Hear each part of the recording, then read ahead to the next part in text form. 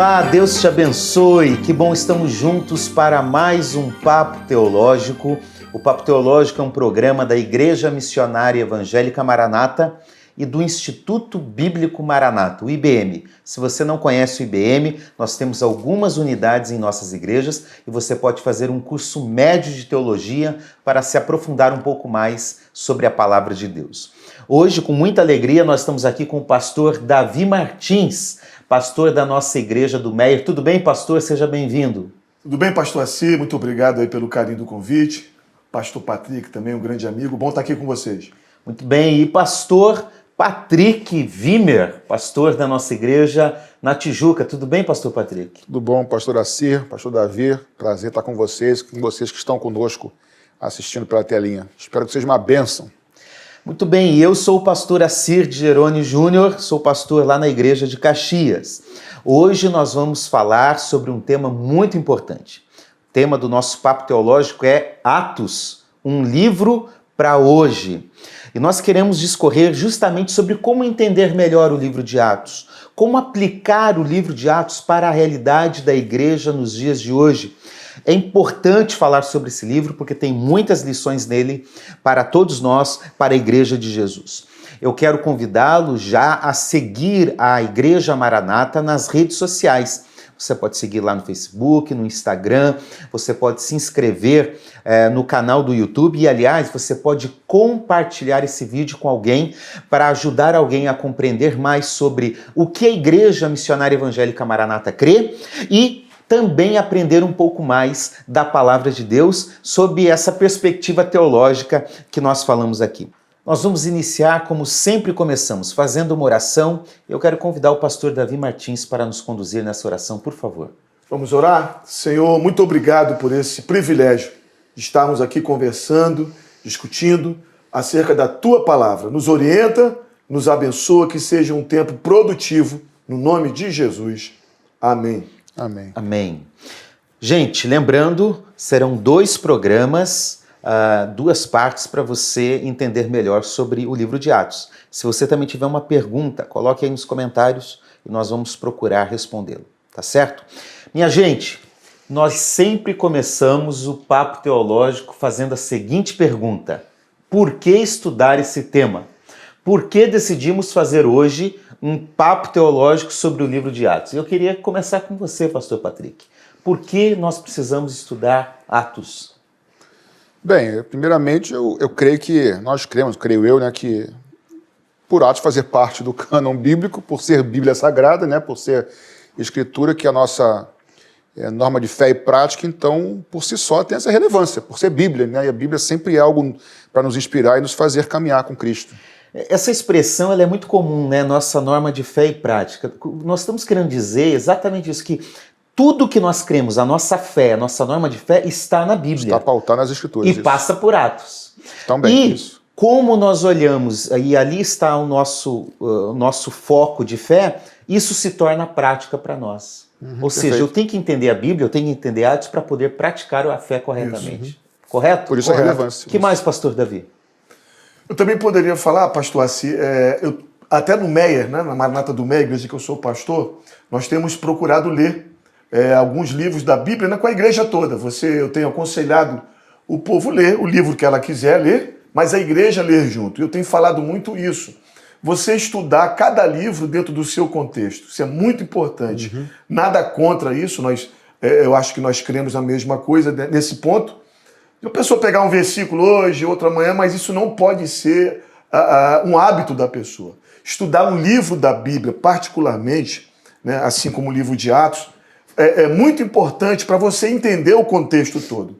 Existem algumas coisas num livro da Bíblia que você pode ler o capítulo 2 e a resposta está logo adiante, no capítulo 6, no capítulo 7. Né? Então é interessante você pegar todo o livro dentro do seu contexto. É verdade, eu sempre digo o seguinte, se eu assistir 5 minutos de um filme, que tem aí 1h30, 2 horas de duração, eu não vou compreender o filme assistindo 5 minutos. Isso. Posso entender uma parte, posso até imaginar algo, mas eu não vou entender o filme. Se eu assistir 3, 4 minutos de um jogo de futebol, eu não vou saber de fato se aquele time está jogando bem ou mal. porque eu não estou vendo todo o jogo. Mal comparando, né, isso na verdade, é uma comparação bem humana do nosso dia a dia, mas é exatamente isso. Para eu entender melhor o livro da Bíblia, eu tenho que entendê-lo do início ao final, entender o contexto, o porquê daquilo, qual é a história que está por trás, o que está acontecendo, o que motivou o autor a escrever. Então é importante a gente realmente entender o contexto. E o livro de Atos ainda tem uma importância ainda interessante. Se você pegar Mateus, Marcos, Lucas e João, que são os quatro evangelhos que sucedem o livro de Atos, e você acabar de ler João... Caso, né? Antecede, obrigado. Isso. Antecede o livro de Atos. Se você terminar de ler os evangelhos e der um pulo para Romanos, bênção, é leitura da Bíblia, mas parece que tem um hiato. Ficou né? Você fica meio perdido. O Atos, ele te ajuda, é uma ponte a você fazer essa transição dos evangelhos, do Cristo para o cristianismo, que são as cartas paulinas. Então existe uma diferença entre você, poderíamos dizer, entre você ler a Bíblia e estudar a Bíblia? Ler a Bíblia e meditar na Bíblia? Porque se você lê um versículo sozinho, como o pastor Davi bem disse, com precisão, você pode entender até alguma coisa daquele versículo, mas... E aí surgem talvez os erros. Eu li um versículo e entendi tudo. Não, é impossível entender tudo. Então estudar a Bíblia demanda você estudar um livro, estudar o contexto e assim por diante. Então é relevante, né? Tem uma palestra que eu falo que existem níveis de aproximação da Bíblia. Né? Eu já ouvi você com essa palestra. Então, primeiro ouvir. Normalmente é o primeiro passo. Numa música, numa pregação, numa evangelização, alguém fala de um versículo. Eu ouvi. Depois é a leitura, depois eu estudo, depois eu guardo, depois eu pratico e depois eu compartilho. Existem níveis, né? E o nível do estudo é muito importante, porque ele vai determinar a forma que eu vou praticar, que eu vou exercer a fé, que eu vou conhecer a Jesus, que eu vou servir na igreja, vai determinar tudo na vida. Né? Então a gente precisa realmente aprofundar o estudo a partir do contexto do livro. Então, pegando esse gancho, já que você falou sobre isso, acho que tem a ver com o contexto. O pastor Davi falou eu falei sobre a importância de Atos fazer parte do cânon bíblico, você falou sobre ler o livro como um todo, como o seu contexto. E aí eu entendo que, pegando esse gancho do teu curso, da treinamento e tal, a questão de, uma vez que eu entendo o contexto do livro de Atos, eu posso retirar e devo retirar de lá princípios, verdades bíblicas e aplicá-los à minha vida, porque, como eu disse no princípio, nós dissemos, é norma de fé e prática. O evangelho não é teoria só. Então, Atos tem princípios, tem valores, e esse programa tem o seu valor, o seu sentido, porque Atos precisa dizer algo para nós, e diz muita coisa, entendeu? Se estudarmos Atos por completo, tem muita coisa para a gente aprender. Então aqui, pastor Patrick, nós já temos um pressuposto importante para o nosso programa. Atos é um livro para hoje. É relevante para hoje. Atos não é apenas um livro de história. Não vamos antecipar aqui o que a gente vai falar, mas Atos é um livro que se aplica sim para nós, para a igreja de hoje.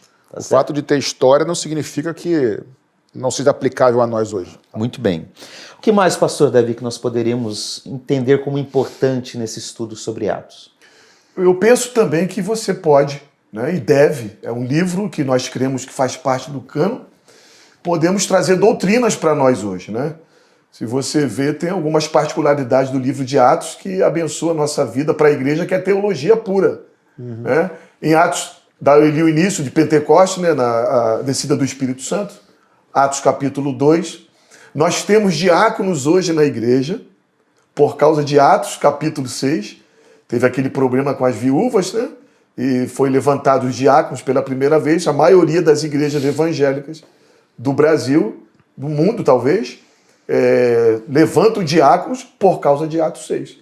Ou seja, a norma da igreja muitas vezes aparece em Atos dos Apóstolos. É legal que você falou da transição, né? Atos é uma transição. Se a gente pulasse para as cartas, lá a gente tem a carta aos Filipenses, por exemplo. De onde surgiu essa igreja?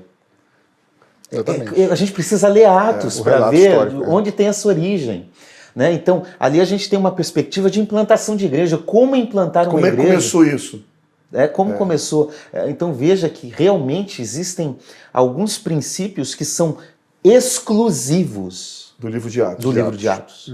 E devem ser percebidos assim e aplicados assim para nós. Em Atos, pela primeira vez, os discípulos foram chamados de cristãos. Né? Nós somos chamados de cristãos. Está escrito no livro de Atos. Se não tivesse Atos, não saberíamos disso. O fervor missionário, nós vamos comentar futuramente, né? Mas o fervor missionário que a gente percebe na igreja é uma influência porque Atos é um livro missionário, né?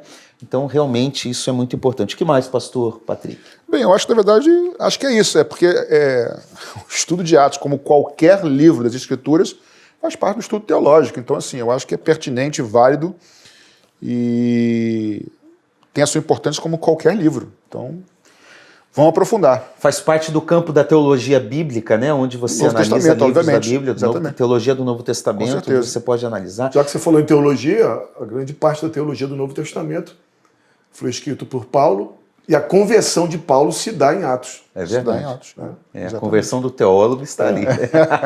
Exatamente. Quem questiona o apostolado dele em alguma carta, ou até hoje, é só ir para Atos e você vai ver como é que Paulo foi chamado, né? O próprio Jesus apareceu para Paulo.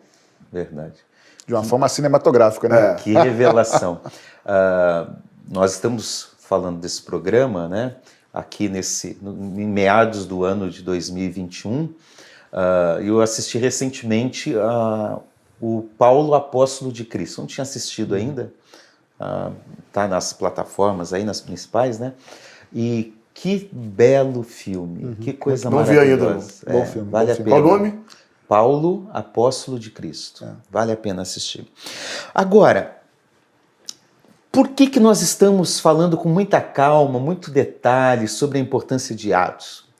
É porque existem alguns problemas dentro do segmento cristão, da teologia cristã, principalmente, aqui eu quero ficar mais restrito ao meio protestante, que faz distinção entre livro e livro. Veja, nós entendemos, aliás, nós vamos gravar um programa sobre princípios de interpretação da Bíblia, sobre hermenêutica. Nós entendemos que cada livro deve ser entendido no seu contexto, como já falamos, dentro do seu propósito, mas alguns, justamente porque Atos trazem alguns relatos que fundamentam, por exemplo, a teologia pentecostal, dizem o seguinte: não, Atos não pode ser analisado, não pode ser encarado como um livro doutrinário. normativa.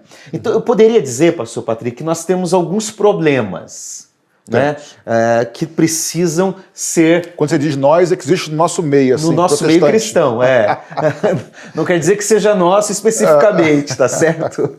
Mas qual seria um primeiro problema para a gente entender isso?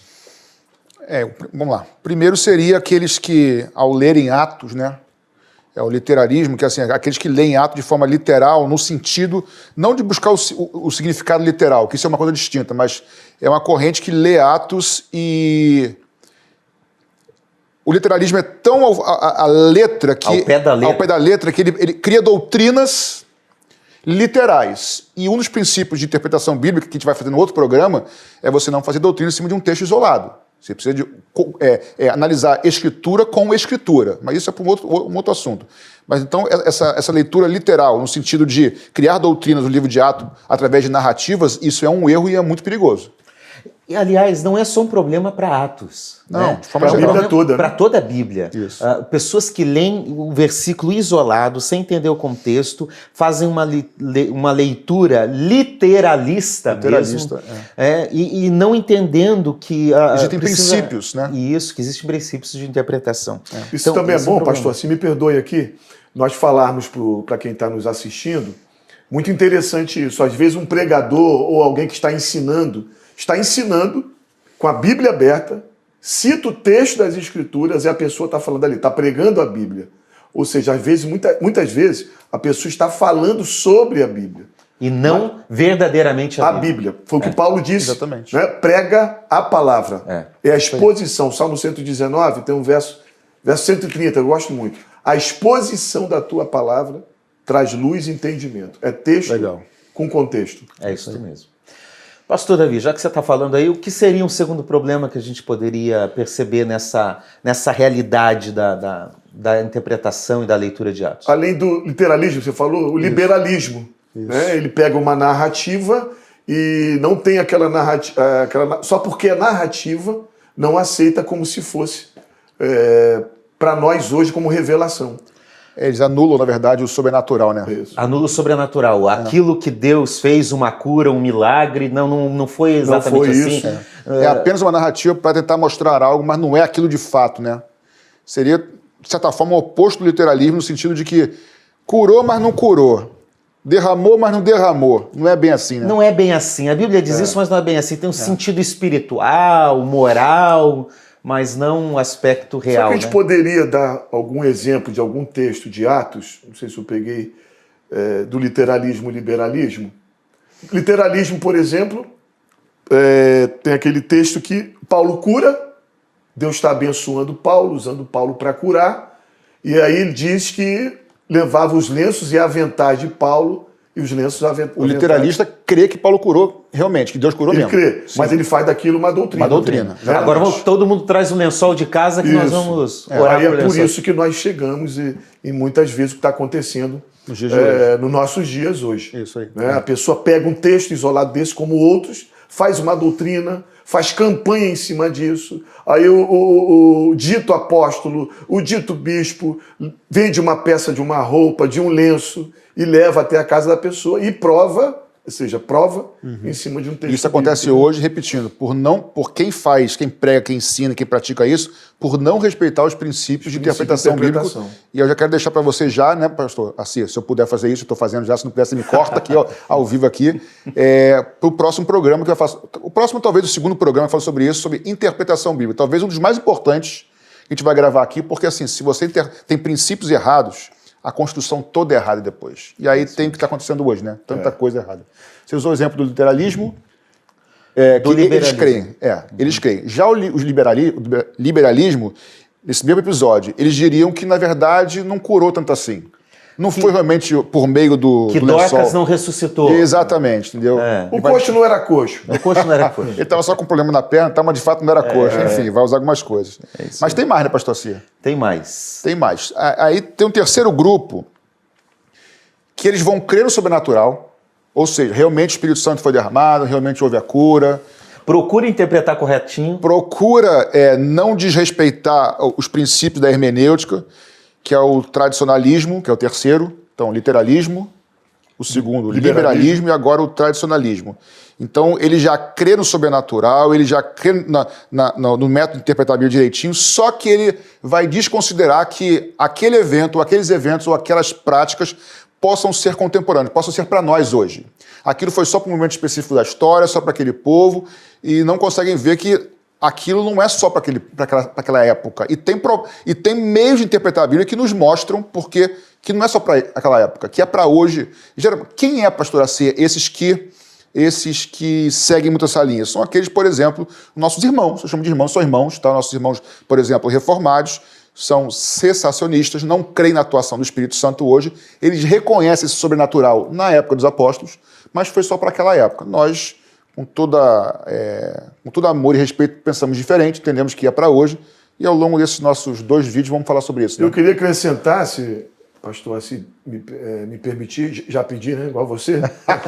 Vamos fazer um acordo. Mas ele aqui? corta. Tá liberado, tá, gente? Vocês podem falar. Ele corta, É um papo teológico, tá? É papo, né? É um debate. Gostaria de dar minha experiência rápida. Você pode sair de um grupo desse e ir para o outro, com todo o respeito. Eu me converti numa igreja muito tradicional, que eu honro muito, né? Gosto, tenho respeito, e eu não cria nos dons espirituais para hoje. São nossos irmãos em Cristo. São nossos irmãos, eu não cria. Até que eu tive uma experiência pentecostal, onde eu creio que foi batismo com o Espírito Santo, falei em novas línguas, tive um discernimento que aquilo ali era para hoje, e hoje eu estou numa igreja chamada Pentecostal, que é Maranata. Isso é importante porque muitas pessoas dizem que o dom de línguas ele não serve para a igreja porque é uma descrição apenas histórica, circunstancial para Atos, para a igreja de Atos.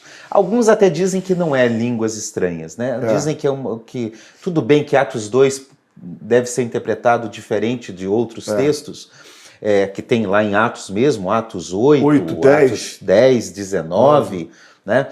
Mas aí diz, não, o dom de línguas não serve para hoje, porque é só Atos. Esquecendo até mesmo de 1 Coríntios, né?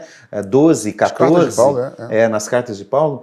Mas nós queremos então afirmar, de fato aqui, gente, que nós acreditamos que sim, o livro de Atos, que descreve a história do que ocorreu na igreja daquela época, também serve para fundamentar a ação da igreja, a atuação do Espírito na igreja nos dias de hoje.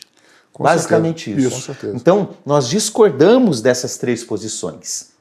Não podemos fazer uma leitura literalista, uma leitura liberal, achando que a Bíblia está narrando mito, e nem mesmo uma leitura tradicionalista, que rejeita o relato como um pressuposto para nós nos dias de hoje. Perfeito. Tá certo? Certíssimo. Muito bem. Agora, dito isso, nós partimos de um pressuposto, né? De uma compreensão da nossa análise. O que eu quero dizer com isso? Que o que nós vamos falar aqui parte de algumas premissas, de algumas verdades que nós temos como importantes para nós, tanto na perspectiva como pastores, como numa perspectiva de pastores da Igreja Missionária Evangélica Maranata, uma igreja confessional, uma igreja pentecostal. Então nós temos, eu brinco às vezes que nós temos uma forma, um óculos para ler, uma lente para ler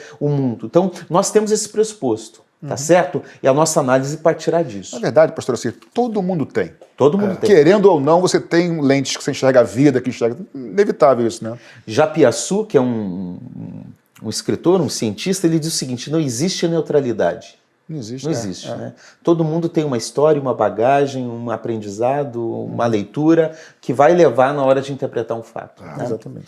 Mas quais seriam esses pressupostos, então, minha gente? Eu acho que o primeiro de todos, a gente já falou um pouco, mas só para, de repente, para voltar aqui ou para ratificar, que Atos, como um dos livros, se eu posso assim dizer, da Bíblia, das Escrituras, é tão inspirado como todos os outros. Né? Então, assim... Ele não é menos inspirado. Paulo diz lá em Timóteo, no Timóteo 3, que toda a Escritura... Eu sei que ele não estava se referindo a Atos no Novo Testamento, mas a gente pode fazer por inferência a isso, tranquilo, que Atos, assim como todos os textos, ele é inspirado por Deus. Então, assim, diminuir o livro de Atos... Talvez vão dizer assim, os tradicionais, não estamos diminuindo, mas então eu vou aqui reformular. Você diminuir a eficácia ou a aplicação para os nossos dias é colocar um status abaixo do que os outros livros, o que para mim, para nós, seria um erro, concorda? Isso é um erro. Eu também creio que é um erro. É um erro, né? Ainda mais que nós vamos, em outro momento, reiterar isso, que Atos é o segundo volume de uma mesma obra. Né? Ou seja, se eu digo que Atos da maior obra, né? Da maior obra, né? Se eu digo que Atos é menos inspirado, eu tenho que automaticamente, por uma questão metodológica, trazer esse mesmo princípio para o Evangelho de Lucas. Porque Atos é a segunda parte de um livro que a primeira parte é o Evangelho de Lucas. Então, poderia ser um volume só. Uma obra só com duas partes, com dois volumes. Então, eu não posso dizer, não, Lucas sim é inspirado, é doutrinário, serve o Evangelho, legal. Atos nem tanto. Qual é o critério para fazer essa definição? Teria que anular os dois. Teria que anular os dois. Ou então, se faz com Atos, então faz com Reis. Isso faz aí. Com crônicas, com tudo, porque também é relato histórico. Então, assim, eu tenho um pouco de cuidado com isso, porque não é tão simples assim, não. Que, aliás, é histórico para nós protestantes, né? Está dentro de uma abordagem, dentro dos livros históricos do Antigo Testamento. Mas dentro da teologia judaica, é profeta anterior.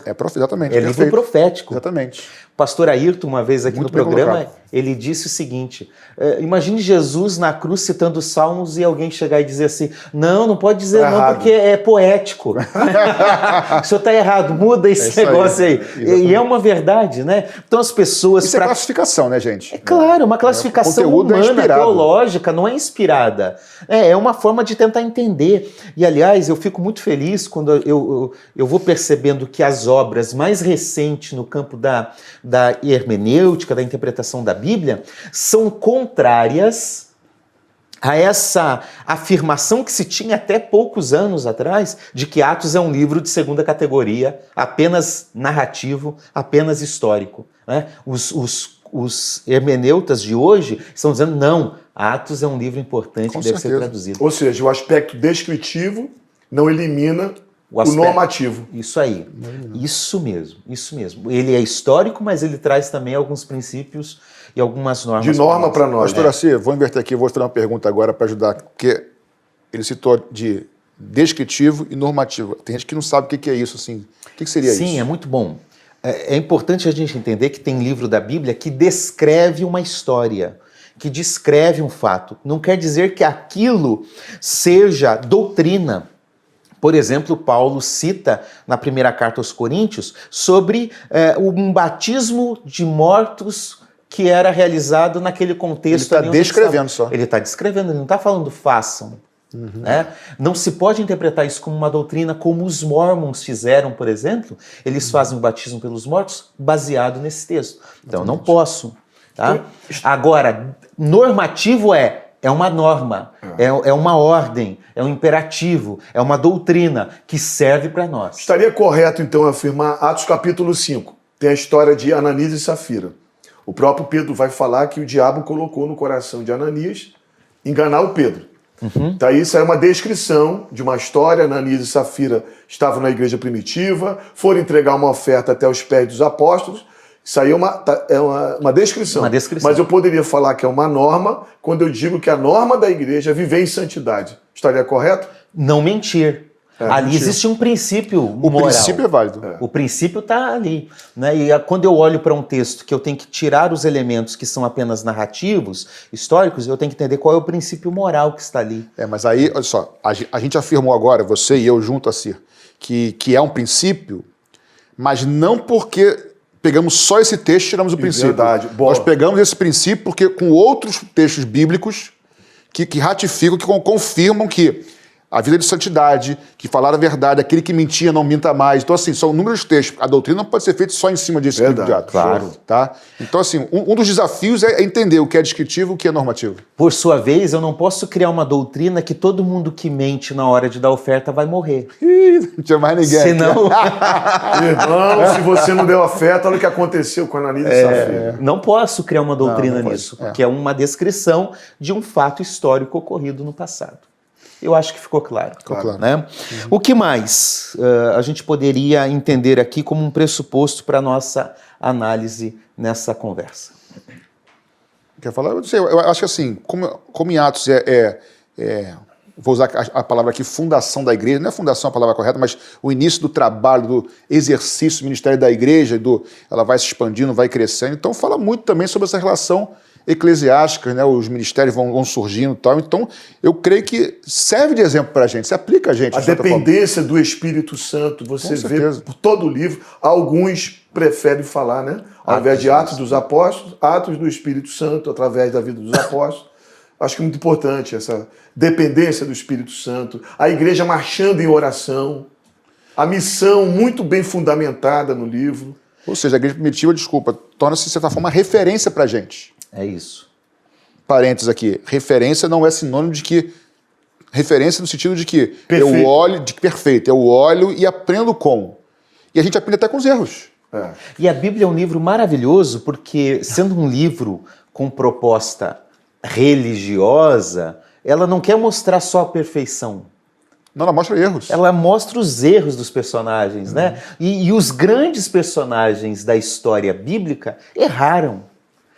Por exemplo, até em Atos nós temos ali o relato de Pedro na casa de Cornélio, né? E nós sabemos da dificuldade de Pedro para aceitar, né? Para aceitar que Cornélio, um gentio, um não-judeu, recebesse a salvação. Né? Então demonstra a fragilidade de um homem como Pedro. Né? Existem erros relatados. Estudou numa faculdade poderosíssima, 3 anos presencial, intensivão com Jesus, e errou. Né?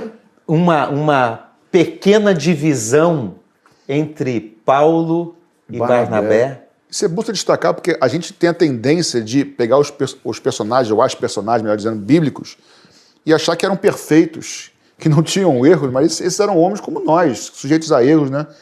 E, pastor, assim, seria demais eu dizer que as atitudes que nós vemos na Bíblia, dos personagens, não necessariamente são inspirados. o relato, a autoria e o registro que são inspirados. Isto mesmo. Isso é importante, porque assim, tem erros na Bíblia. Eu me lembrei agora de sair um pouco de Atos. Vamos lá, tem erros na Bíblia.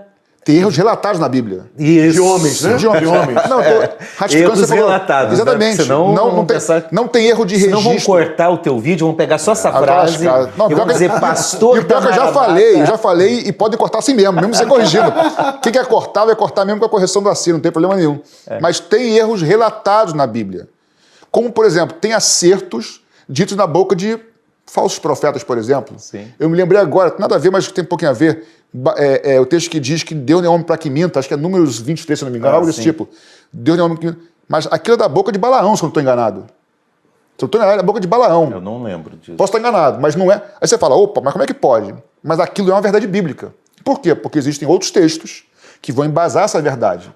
O diabo, ele cita o Salmo 91 e Mateus 4. Então, até o diabo fala nas escrituras. Então, ter esse discernimento é importantíssimo, né? É algo que às vezes as pessoas não entendem, mas é bom você falar isso, porque Mas as não pessoas... tem erro na Bíblia, tá? Fica tranquilo.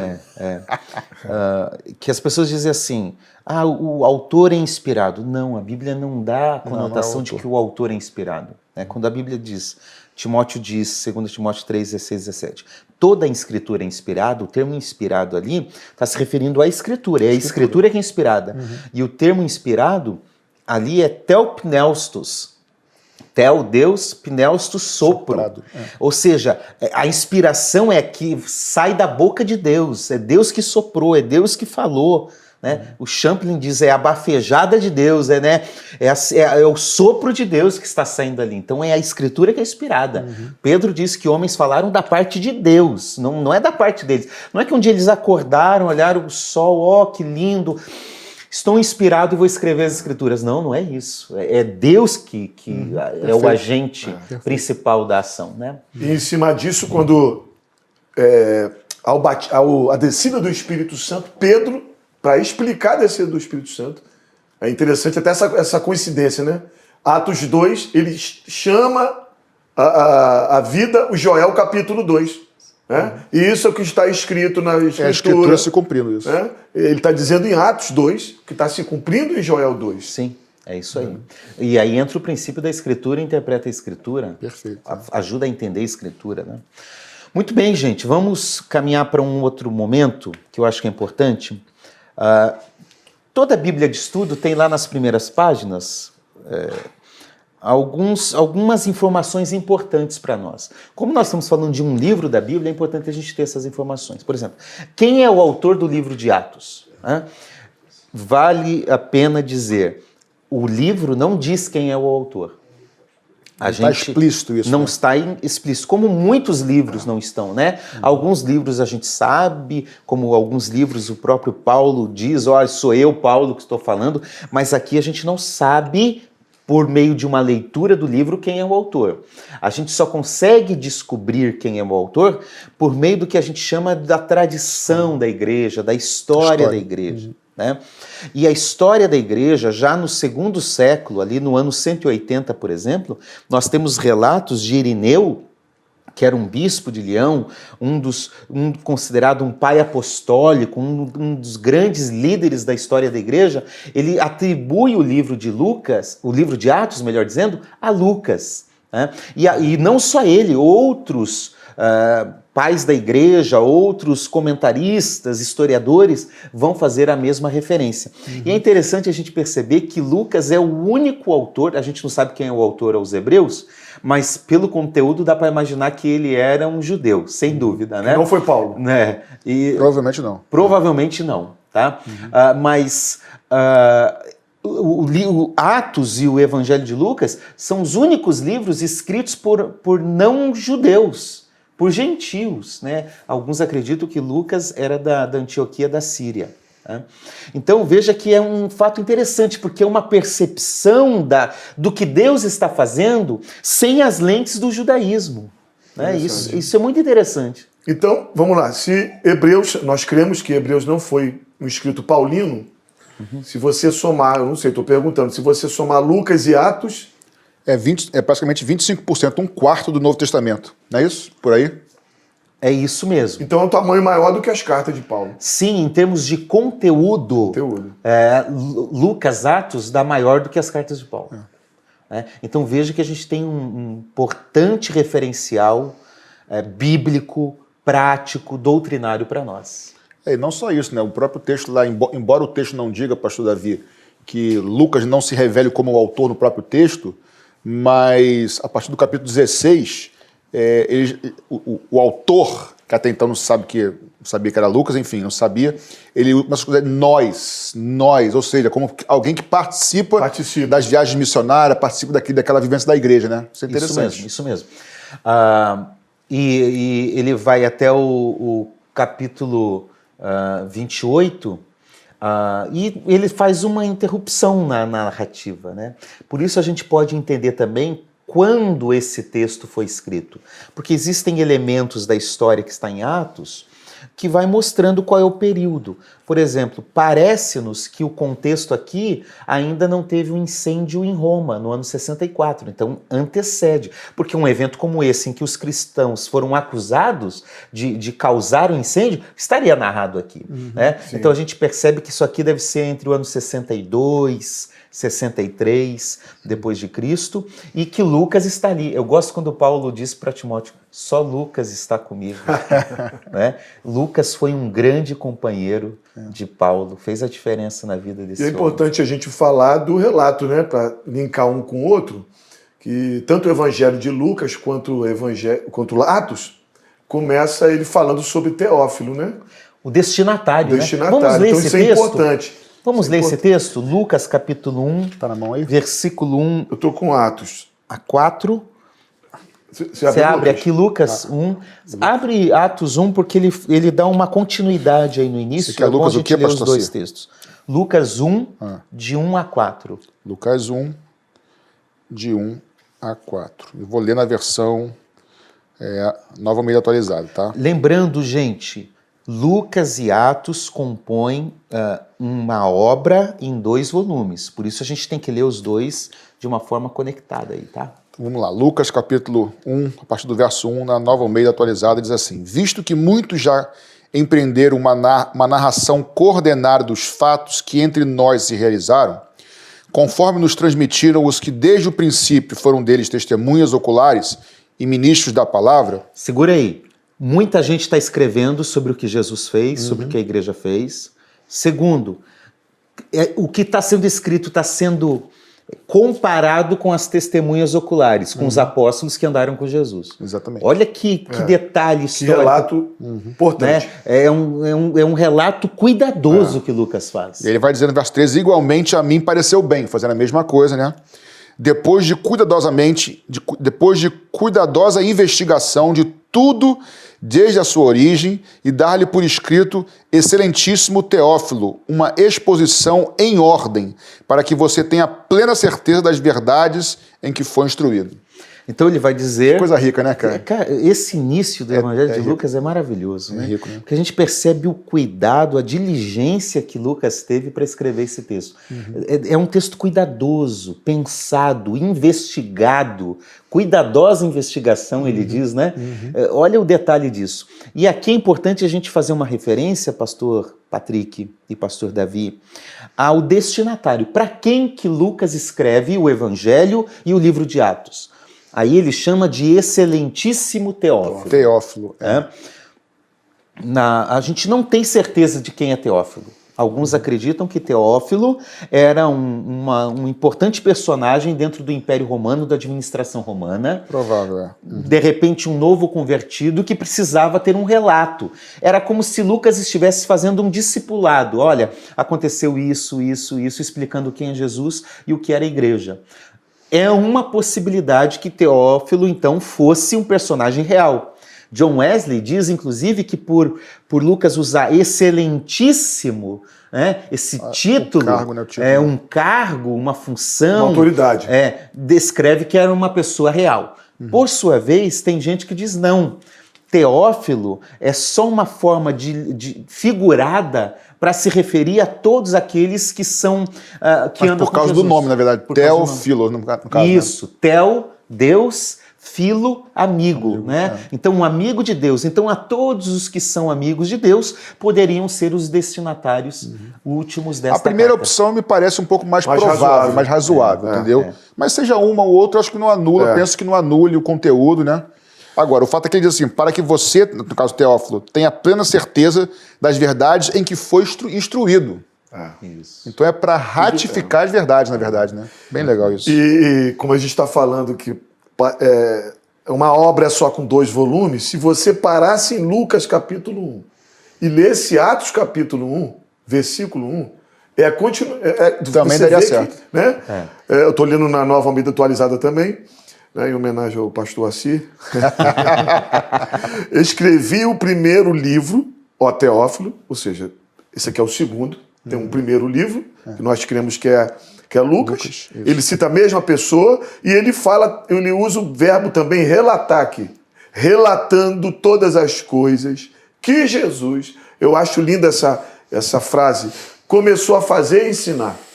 Muita gente fala assim, olha, eu faço o que eu mando, mas não faço o que eu faço. Ele não.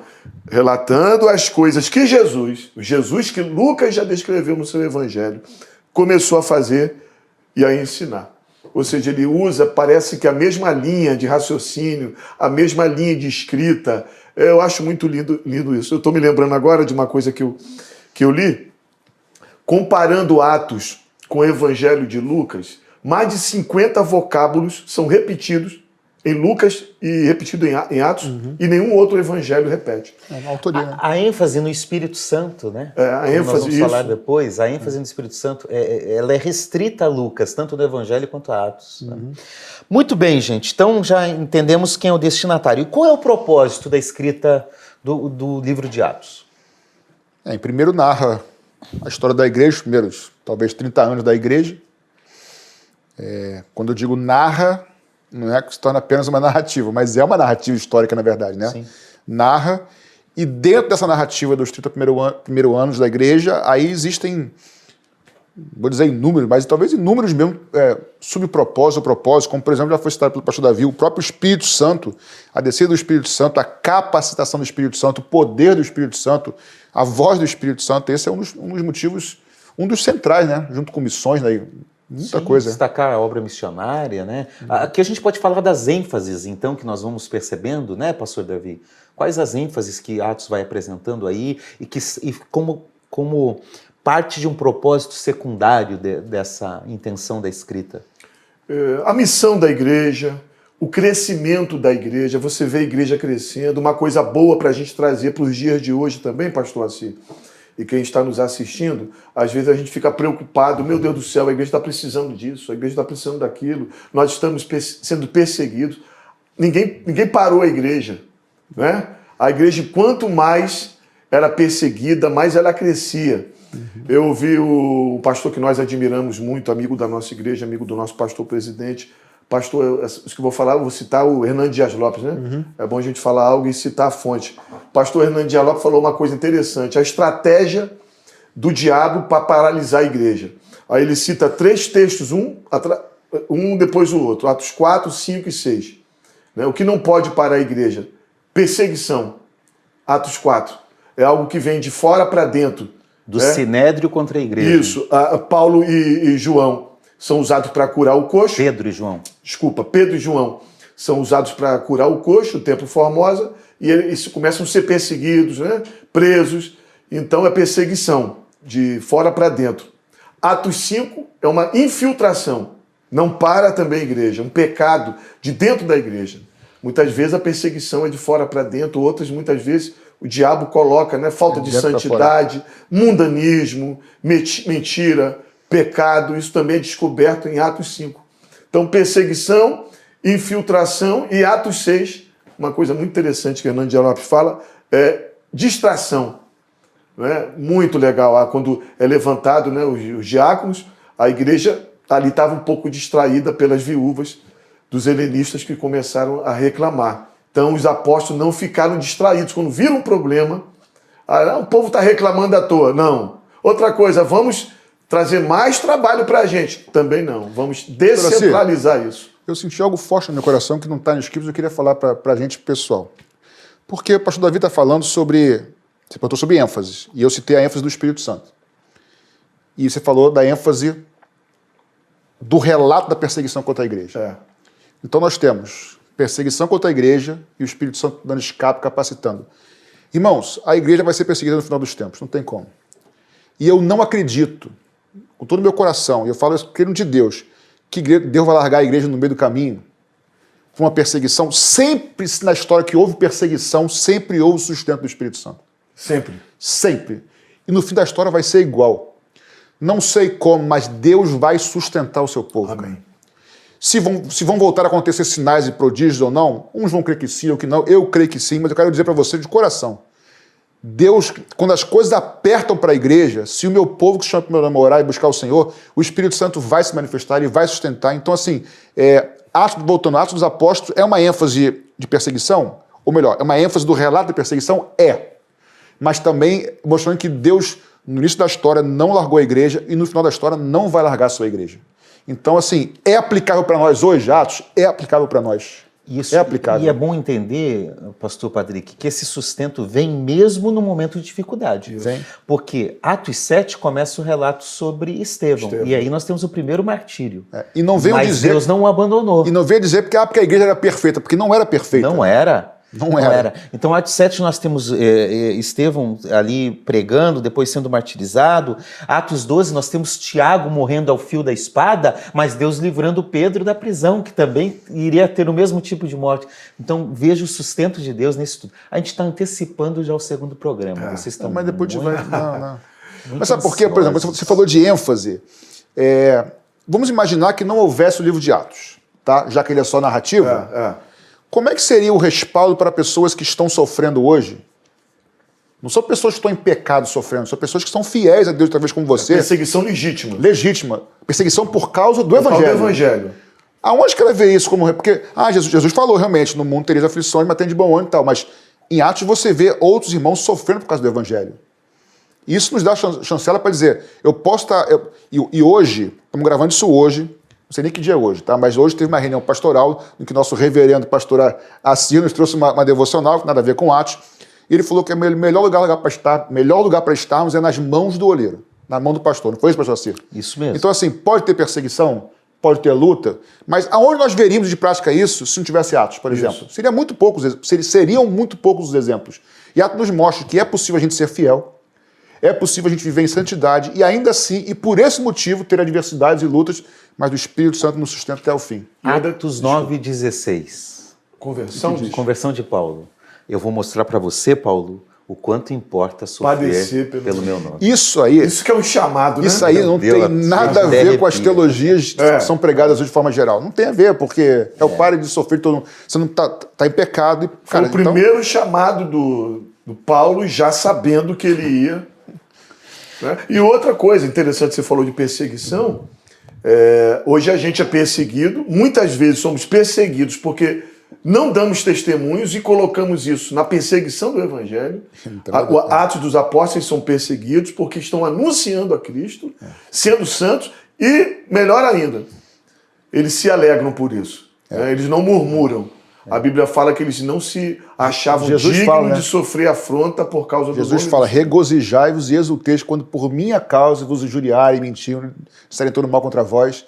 Alegrai-vos, pois grande é o vosso galardão no céu. Meu irmão, isso aí você tem que ter muita intimidade com Deus, porque se alegrar por ser digno de ser perseguido por causa de Jesus. Mas não é porque está fazendo falcatrua, não é por causa de ser fiel ao Evangelho. Muito bem. Gente, então, concluindo o que nós falamos aqui, podemos dizer que, sim, Atos é um livro histórico, mas é um livro histórico de legitimação, que descreve, explica, mas também valida o que a igreja primitiva fez como um referencial para nós, né? Nos acertos e nos erros. Está de acordo com os evangelhos, respalda as cartas paulinas, está de acordo com todo o Novo Testamento. Toda a Bíblia. Exatamente. Né? 2 volumes de uma mesma obra. Na primeira obra, descreve o que Jesus fez. Na segunda obra, descreve o que a igreja fez. E assim as duas obras se complementam. Né? Posso colocar... Como você bem falou, é uma transição, uma ponte. É perfeita a sua fala no início do programa. Posso colocar a mesma coisa que você falou de outra maneira? Pode. Lucas no primeiro vamos chamar de volume, talvez, de volume. No primeiro volume ele relata o que Cristo fez e no segundo ele começa a relatar o que o corpo de Cristo começou a fazer. Muito bem. Porque nós somos o corpo de Cristo. Perfeito. É isso aí, Perfeito. E dá para perceber que em Atos, essa igreja, o corpo de Cristo, era uma igreja que pregava. né? Evangelizava isso. 1/3 do livro é de pregação, é de anúncio do evangelho. E pregava Cristo. Pregava Cristo, a cruz. Então, é muito importante a gente entender isso também. Muito bem, gente, nós estamos terminando a primeira parte desse papo teológico Primeiro sobre volume. Atos. Primeiro volume. Ó, excelentíssimos teófilos. E vamos continuar falando um pouquinho mais no próximo programa sobre essas ênfases. O que Atos vai nos descrevendo? Eu acho que vai ser muito importante para nós também. Tá bom? Pastor Patrick, por favor, ore. Agradecendo por esse tempo. Eu senti a presença do Senhor aqui, nesse papo, Também nessa senti. conversa. Amém. E é bom a gente saber que Deus está presente, conduzindo. Aleluia. Glória a Deus. Jesus, muito obrigado pelo privilégio de compartilharmos, de estudarmos, de aprendermos mais da Tua Palavra. E Atos faz parte inspirada da Tua Palavra. Amém, Jesus. Obrigado pelas nossas vidas, por cada um que nos assiste, que está conosco aqui. E eu queria pedir, em cima do que nós falamos, Senhor, que o Senhor ajude a cada um que está nos ouvindo, Amém, Jesus. nas suas aflições, nas suas lutas, nas suas perseguições, a permanecerem e continuarem sendo fiéis ao Senhor, pregando o Teu Evangelho, sendo fiel à Tua Palavra, amando o Senhor, tendo comunhão, tudo que o Atos nos ensina, sabendo que o Teu Espírito há de sustentar cada um deles, cada um de nós até o fim. Porque assim como foi em Atos, será no fim da história, o Senhor Amém, vai Jesus. sustentar o Teu povo Amém, até o Senhor. fim. Abençoa nossos queridos ouvintes e que estão assistindo também conosco, as nossas vidas. E muito obrigado por essa oportunidade, Pai, em nome de Jesus Cristo. Amém. Amém. Amém, Jesus. Amém. Se você tem alguma pergunta, você pode colocar aí nos comentários. Nós vamos responder assim que possível. Eu gostaria de lembrá-los também que o Papo Teológico é um programa patrocinado, apoiado pelos membros da Igreja Missionária Evangélica Maranata. Então, nós queremos louvar a Deus pela sua vida, você dizimista, ofertante da igreja. Queremos pedir que você continue fiel com esse propósito para que nós possamos continuar também apresentando esse programa e, mais do que isso, sustentando essa extensão da obra de Deus por meio da Igreja Maranata. Nós louvamos a Deus por sua vida. Se você quer os números das nossas contas bancárias, elas estão aqui na sua tela. Você também pode usar aí o QR Code. Enfim, você pode contribuir para que possamos continuar neste importante trabalho de anunciar o Evangelho, de refletir sobre a Palavra de Deus e edificar a Igreja de Jesus. No mais é isso, gente. Nós nos vemos no próximo programa. Tá certo? Próximo volume, cara. No próximo volume. Foi bom estar com vocês. Prazer. Tá certo? Para nós. Valeu, pastor. Deus abençoe a sua vida Deus abençoe. e até o nosso próximo Papo Deus Teológico. abençoe. Deus abençoe.